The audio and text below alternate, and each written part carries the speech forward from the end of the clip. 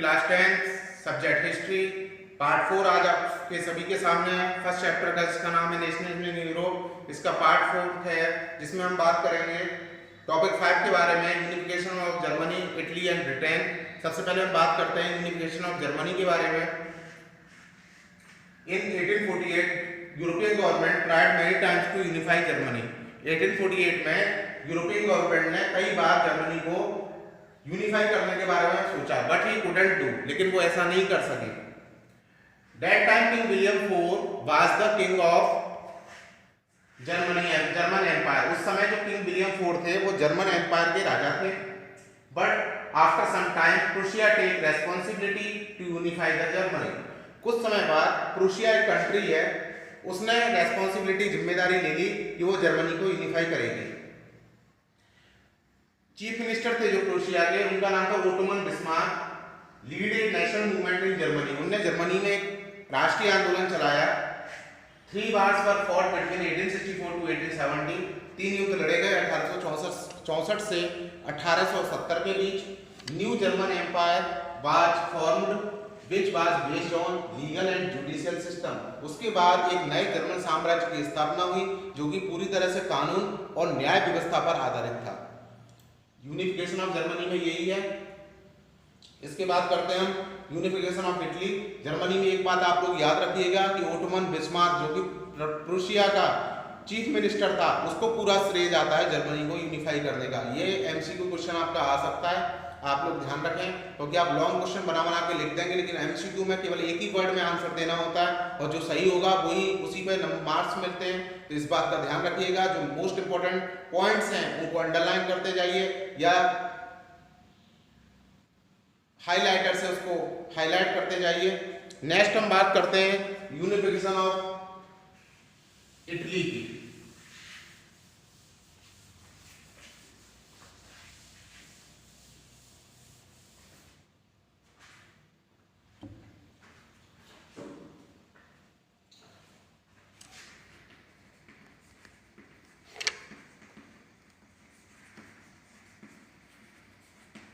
Unification of Italy की बात करते हैं। इटली के एकीकरण की बात है तो इटली क्या था, 7 स्टेट्स में बटा हुआ था। इटली क्या था, 7 स्टेट्स में बिखरा हुआ था। इटली वाज स्कैटर्ड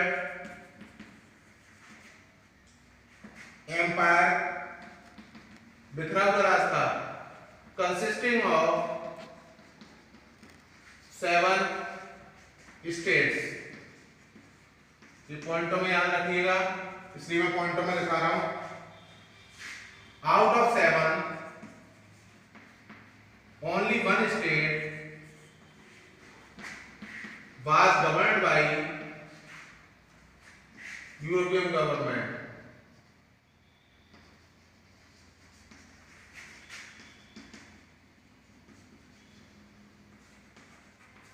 केवल 7 में से केवल एक ही स्टेट थी जिस पर यूरोप का शासन था।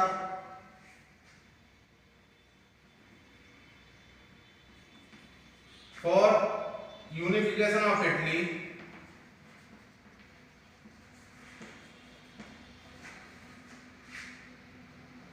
वी विल स्टडी अबाउट 3 लोगों के बारे में स्टडी करेंगे। सबसे पहले नाम आता है जूसेppe मैज़िनी का।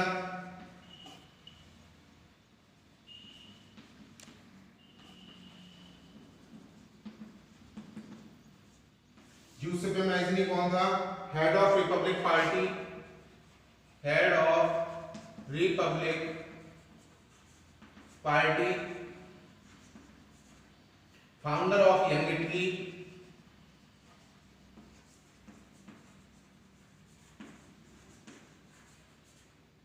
Unification through education. इसने जो यूनिफिकेशन किया, योगदान दिया, वो एजुकेशन के थ्रू दिया। एजुकेशन समझ में आ गया, पॉइंट वाइज समझा दिया। सेकंड बात करते हैं हम जूसेppe गैरिबाल्डी की।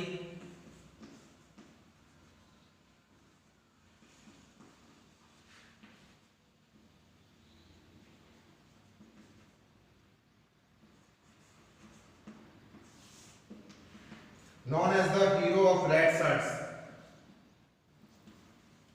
known as the hero of red shirts, red square के नाम से भी जानते हैं इसको कई जगह,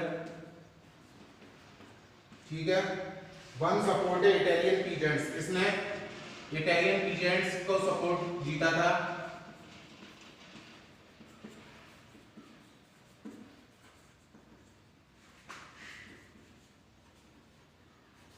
peasants drop out Spanish rulers, drop out Spanish rulers, Spain के रूलर को शासन से हटा दिया था इसने। थर्ड बात करते हैं हम काबूल की, कैबोर, CABOUR। ये पर्सन, इसके बारे में बता दूं, neither a revolutionary nor A Democrat, यह ना तो एक क्रांतिकारी था ना एक लोकतांत्रिक व्यक्ति था, yet known as the real maker of Italy, लेकिन इसको इटली का एक वास्तविक निर्माता कहा जाता है। इसके बारे में ध्यान से सुनिएगा, आप लोग नोट बना के लिखते हैं, neither a revolutionary nor a democratic person but it is really known as, it is really maker of Italy. Won wars against France and Austria through the diplomatic ways, इसने डिप्लोमेटिक तरीके से Austria और France से युद्ध जीता था। इन तीनों की बदौलत इटली यूनिफाई हो पाया था। उसके बाद विक्टर इमैनुअल सेकेंड को यूनिफाई इटली का रिप्रेजेंटेटिव बनाया गया, क्योंकि वे बहुत ही नोबल व्यक्ति थे, योग्य व्यक्ति थे, और उनको 12 इयर्स का एक्सपीरियंस था, क्योंकि वे सार्डिनिया के किंग रह चुके थे।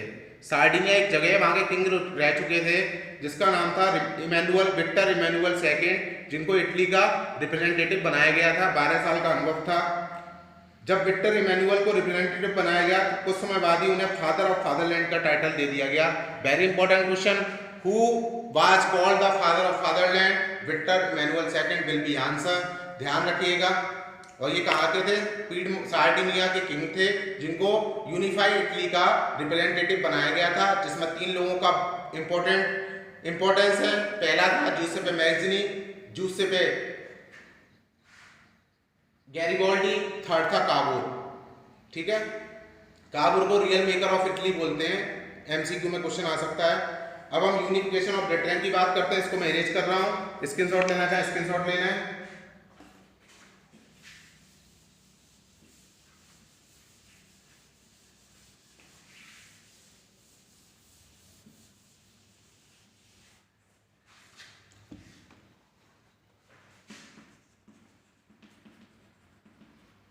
Unification of Britain,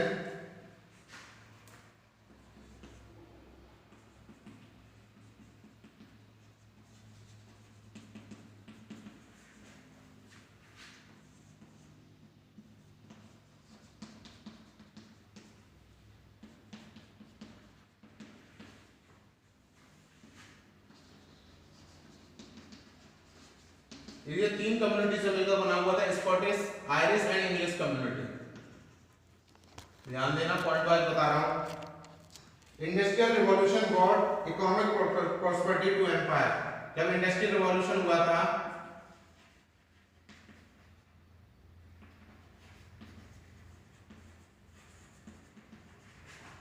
brought economic prosperity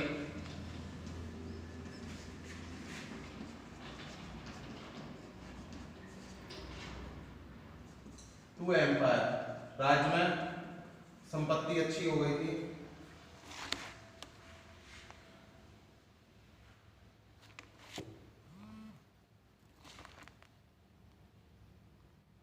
अब इसमें मैं कुछ इंपॉर्टेंट पॉइंट बताता हूं।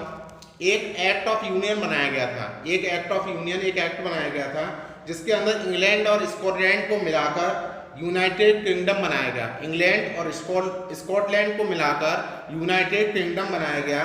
कुछ साल बाद उसमें आयरलैंड ऐड कर दिया गया, जिससे कि ब्रिटेन एक नया देश फॉर्म हुआ। पहले स्कॉटलैंड और इंग्लैंड को मिलाकर यूनाइटेड किंगडम बनाया गया। जब यूनाइटेड किंगडम में आयरलैंड को मिक्स कर दिया गया, तो एक नए देश फॉर्म हुआ जिसका नाम था ब्रिटेन। उसके बाद नेशनल एंथम लिखा गया और इंग्लिश को ऑफिशियल लैंग्वेज बनाया गया। नेशनल एंथम लिखा गया, इंग्लिश को ऑफिशियल लैंग्वेज बनाया गया। और साथ ही साथ ब्रिटेन का नेशनल फ्लैग भी चुना गया। समझ में आ गया। यूनिफिकेशन ऑफ ब्रिटेन में 3 कम्युनिटी के लोग रहते थे, स्कॉटिश, आयरिश एंड इंग्लिश, जिसमें स्कॉटलैंड और इंग्लैंड को मिलाकर यूके बनाया गया। यूके में कुछ समय बाद आयरलैंड मिला लिया गया, तब ब्रिटेन नाम दिया गया उसका। उसके बाद नया झंडा बना, वहाँ का नया नेशनल एंथम लिखा गया। ये इसमें इस तरह का 5th टॉपिक खत्म होता है। आज की वीडियो में केवल इतना ही। Thank you, have a nice day.